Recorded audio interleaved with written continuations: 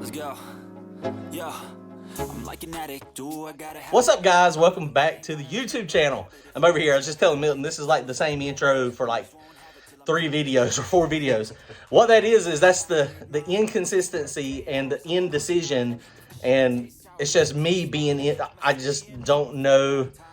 I don't know exactly what we're going to do. So let me show you what we're going to do. We worked on the car. It is really close. No Prep Kings is now less than a week away. It is Sunday when we're filming this. Happy Easter. And we're still trying to decide what we're going to do. So we're leaving. This thing's got to be loaded up in the trailer in 4 days. We're leaving Friday morning and we're heading to Virginia. We're going to be doing No Prep Kings. Hopefully you guys are going to come out there. It should be fun. Come check us out. Let me show you what we got going on and some of the pros and cons on why we're doing it. Comment, like, and subscribe. Go to turbojohnracing.com. Grab yourself some merchandise. All right, so here we go. We just got this thing pushed out again. What are we doing, Milton? What's our plan for today? Mess with bump steer a little bit more. Possibly change tires. Changing the tires. Yeah, we're close on our bump steer. I think all we got to do is take one of the little shims out, and I think we'll be really close. Right. And so we still got to get it a little bit better. But the tires, man, that's what I can't decide. The tires, we were going to go on the Pro Bracket radios. Pro Bracket radios are on there now. And this thing's separated like gangbusters last time we were on the radio track. So we know No Prep Kings is not going to be radio friendly. The ride height, I'm digging. I think that's a pretty good ride height with the weight we got in it. We've only got 120 pounds in the back of it. As this thing sits, it's still like 56% on the nose. So it's kind of heavy. But, I think that's going to work out pretty good. We are going to slap the wing down. But our indecision, what we were talking about, I've been leaning all weekend to take this thing on to Pro Bracket radios. And it's just one of those things. The Pro Bracket radios, there's some negatives and some positives. The positive to the Pro Bracket radio, if it starts going down, it's going to be pretty fast. It's going to be more stable. It's going to be easier to drive. It's not going to be going all over the place.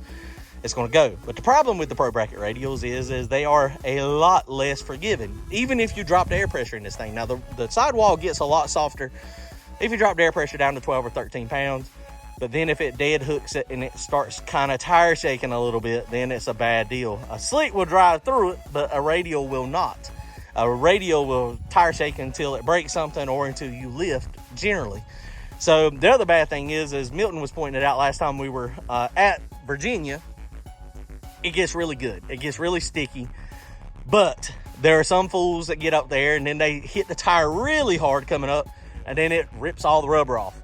All the rubber gets pulled up, and so now you're stuck with a bare concrete surface. That is not going to go down a bare concrete surface. It's just, I don't think it's going to. I could be wrong. I mean, I don't know. So we're going to put slicks on it. That's what I think what we need to do today. The slicks are going to go on this thing. We're going to go ahead and put the 28x10 Mickey Thompson stiffs on it. Not going to put tubes in it. We're going to leave the tubes out of it. I have run it both ways. And the tube stiffens up the sidewall a little bit, but, well, I don't know. I don't know that. We might end up putting the tube in it too. We need to discuss that. We haven't really got to that point in our conversation. I have not run this car with tubes yet, so we may need to put the tubes in it. But one thing we are going to have to do is we're going to have to drop the bar angle, take a little bit of hand-eye squat out of this thing. I think the upper bar is probably pretty close. Lower bar, we probably need to move down at least 1 hole, possibly 2 holes. If we move it down 2 holes, then that'll get we need to plot the suspension out, see where the instant center is. Right now, the instant center is real short. They are connecting really close to the back here. But we need to do some measurements on it and see where the instant center is. But we are probably going to move that down, move the instant center up a little bit since we're going to be on slick. So don't hit the tire quite as hard. We got good shocks that can control it on the back, but it's, it's one of those things I could tighten up extension really, really, really tight where it's at and make it work. But generally a slick on a front of the track surface where it's actually pretty grippy, they don't really like to be the rim slammed into the ground. So we're gonna definitely modify that a little bit, I think. So here we go. Let's crank this thing up. We're gonna move it out, get it in the shop, and get working on it so we can get it loaded up. It's going in the box today.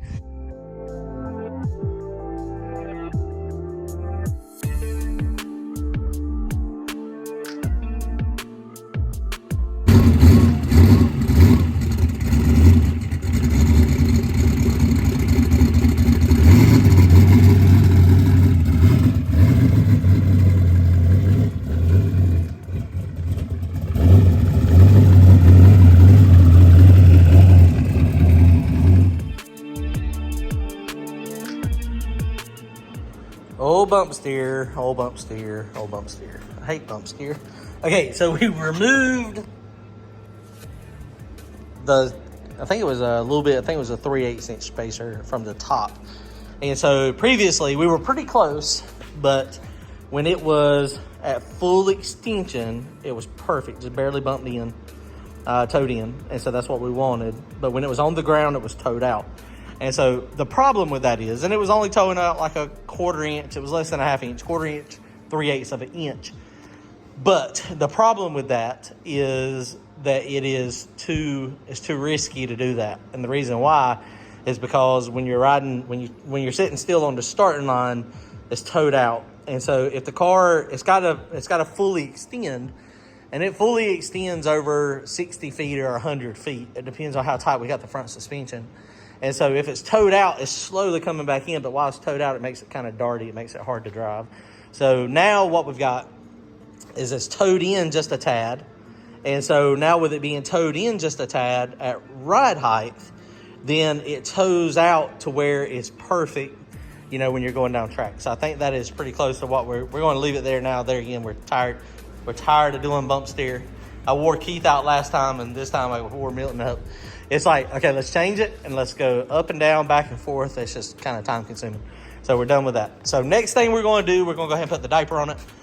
We got this really cool RJS diaper, and in the picture it showed it had hardware, and of course it did not have hardware, which that was my fault for not reading the instructions. So I found a company online that made these brackets. I don't remember the name of the company, but they made these longer brackets, and then I come up with the idea that I was going to use these quick clamps. So basically this will bolt to the block or to the header, and then this, when I want to take the diaper off, instead of unstrapping it, you just press this and it just pops right off, and that way it'll be easier to get the diaper on and off. It just clips together and then it's good to go. So we're going to stick the diaper on it real fast because we've been riding dirty with no diaper, and then we're going to move to the back. We did measure the anti-squat that we got now with the brackets and the holes where they're at.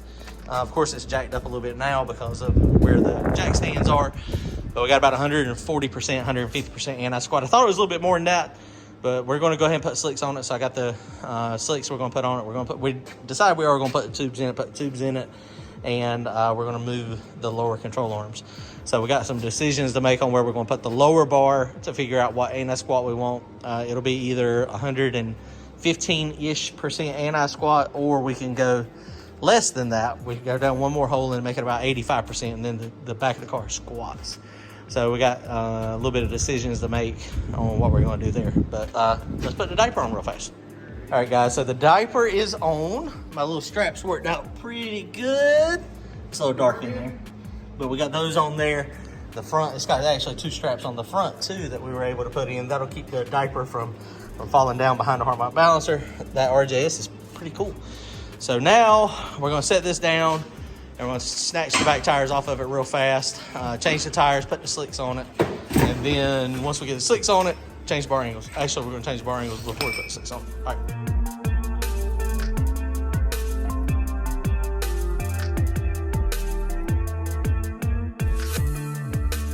All right, so the slicks are on. Milton, are we sure we want to do slicks? Maybe we should put the radios back on. Let's put the radios back on it. But it ain't hard to change the tires, but it's just kind of time consuming and back breaking. But these Pro Bracket radials, I mean, it's a decent tire, man, but it's like the sidewall is not terrible. The sidewall, and we did put the tube in it, so the sidewall is going to be similar, but this bias ply is just able to handle a little bit more wrinkle. But the difference is the compound on this, like, this is fairly spongy, and this is like very hard. And that's the difference. So the Pro Bracket radials, Pro radials, it just depends on 100% traction to not go, whereas a slick can handle a little bit of wheel speed. Now, we have changed the bars. We did the other side already, so we're working on changing this side over here. The problem with this side is the diagonal link. So when I move that bottom one, I've got to take the diagonal link completely apart. The diagonal link is what keeps the rear end side to side in the car.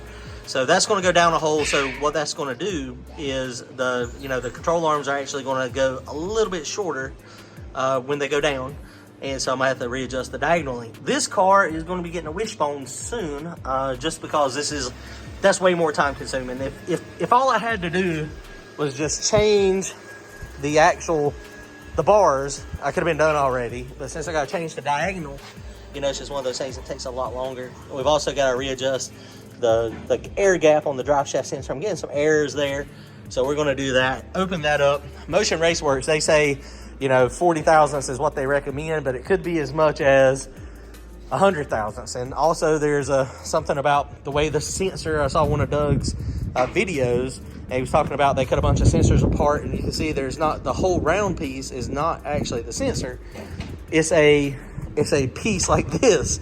And so if it's turned this way, it's going to give you a little bit more room for air versus if it's this way. But the problem is you don't know which way it goes.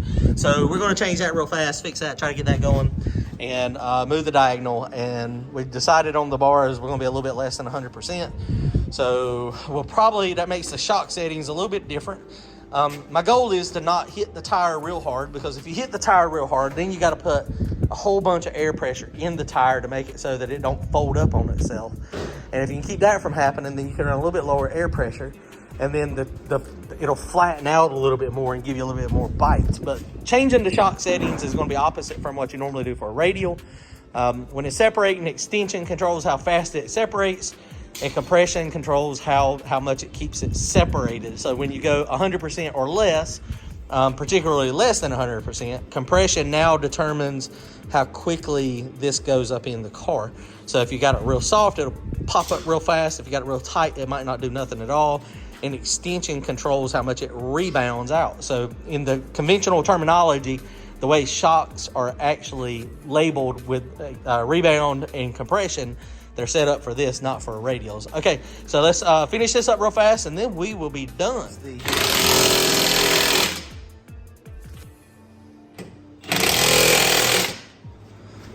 All right, well, that's going to wrap it up. We're done. The bars are set. Man, that diagonal link really makes it a lot more complicated to do 4-link. It's just time consuming. It's not hard. But since the length of the bars change, I mean, that diagonal changes as well. If it's the same exact, I mean, I know it's supposed to be going up and down, but it doesn't seem to be, that's what it's doing. I guess, I don't know, maybe I just need to do it more. Maybe it did end up back in the same exact spot. It had so much pressure on it, I couldn't even get it loose. So we're going to start looking at some wishbones. I got a wishbone when I first put this car together, but it was one of those wishbones that is, yeah, it was a pieced together kit. I ain't gonna ever get one of those again. We got the measurement of the one I need. I need one that's about 26 inches long, 26 to 26 and a half. Looks like it'll work. And then we'll be good to go. Okay, let's go get this thing loaded up. It's going in the box. So we are No Prep Kings ready. So this is gonna be awesome. Milton and Brian come over today and help me out some. So that's a good thing. I appreciate their help as always, makes it a little easier.